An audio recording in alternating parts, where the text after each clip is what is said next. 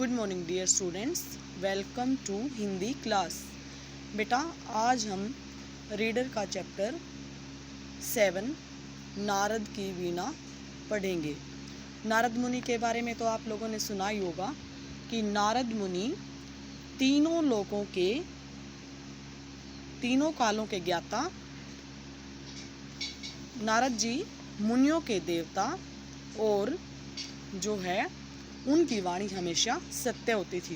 तो नारद मुनि जो है श्रेष्ठ मुनियों में एक हैं। नारद जी धर्म के प्रचार तथा लोक कल्याण हेतु यानी लोगों के भलाई हेतु सदैव प्रयत्नशील रहते हैं। शास्त्रों में इन्हें भगवान का मन कहा गया है, यानी भगवान विष्णु, तो उनका मन कहा गया है। इसी कारण सभी युगों में, सभी लोकों में, समस्त विद्याओं में तथा समाज के सभी वर्गों में नारद जी का सदा से एक महत्वपूर्ण स्थान रहा है। एक बार नारद जी भ्रमण करते हुए भगवान शिव की नगरी वाराणसी जा पहुँचे। नगरी की सुंदरता को देखकर उनका मन प्रसन्नता से भर गया, खुशी से भर गया। भ्रमण क्या होता है? घूमना फिरना, घूमना। सुंदरता को देखकर उनका मन जो है प्रसन्नता से भर गया, खुशी से भर गया। जब वे चौक बाजार से होकर जा रहे थे तो उनकी इच्छा तांबुल पान खाने की हुई। वो वहाँ का जो है प्रसिद्ध पान था वाराणसी का। तो नारद जी को उस पान को खाने की इच्छा हुई। नारद जी को वाराणसी के पान की प्रसिद्धि का पता शायद देवलोक में ही लग गया था, यानी उन्हें पहले से ही पता था, इसलिए इच्छा होना स्वाभाविक ही था। वे ललचाई नजरों से किसी पान वाले की दुकान तलाश रहे थे। तभी एक लड़के ने आकर एक दुकान पर बैठे हुए मोटे से लाला जी की ओर संकेत करते हुए नारद जी से कहा, आपको बाबूजी बुला रहे हैं। नारद जी ने मन ही मन सोचा, तो लो अच्छा हुआ, बाबूजी अतिथि सत्कार के रूप में कम से कम पान तो खिलाएंगे ही। जैसे ही नारद जी दुकान पर पहुँचे, वहाँ बैठा हुआ लाला बोला, बाबा राधे श्याम। नारद जी ने सोचा, शायद किसी राधे श्याम के चक्कर में मुझे बुला लिया। अतः वे उससे बोले, भैया मेरा नाम राधे श्याम नहीं है, मैं तो नारद हूँ।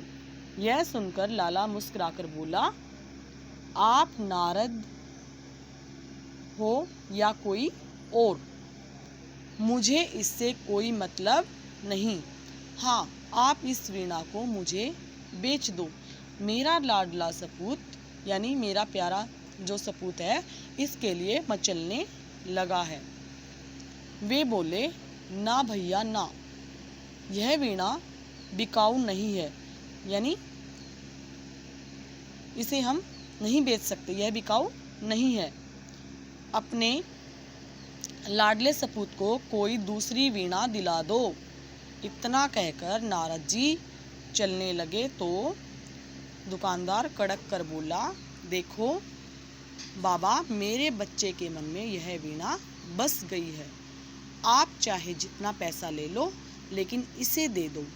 अरे क्या करते हो भैया, तुम्हारे लड़के के मन में तो यह आज बसी है, मेरे मन में तो सदैव हमेशा नित्य से ही यह बसी हुई है। मैं इसे नहीं दूंगा। मुझे रुपये पैसों में से कोई मतलब नहीं, नारद जी ने कहा।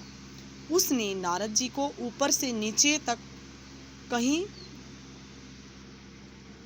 तक देखा और बोला, शायद कहीं बाहर से आए हो बाबा। हाँ भैया, मैं देवलोक से आया हूँ। नारद जी ने अत्यंत नम्रतापूर्वक यानी बहुत प्रेम से कहा।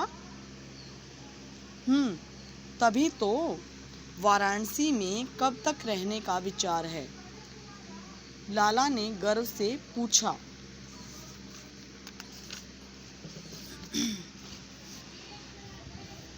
अब आ ही गया हूँ तो 10-5 दिन भगवान शिव की नगरी में विचरण करूँगा ही, सरल भाव से नारद जी ने कहा।